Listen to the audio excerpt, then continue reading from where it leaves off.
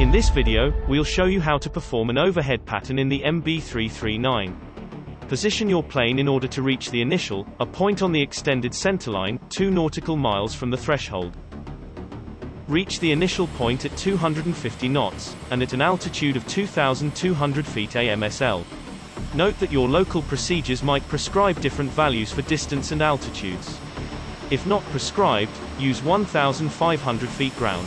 After passing the initial point, commence a descent to 1,700 feet AMSL, maintaining 250 knots.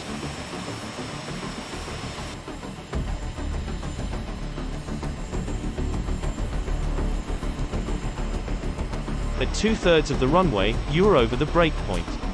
To join close downwind, commence a 60 degrees leveled turn to the left, while reducing the throttle to 60% and deploying the air brake. Passing the first 90 degrees of the turn, retract the air brake.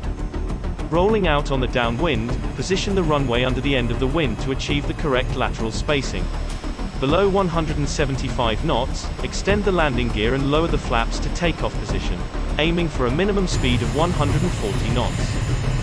Begin the base turn at 45 degrees from the threshold, called perch point. Lower the flap to landing position, and set your engine to 70%. Then, lower your nose 7 to 8 degrees, and commence a 30 degrees turn, maintaining about 130 knots plus corrections.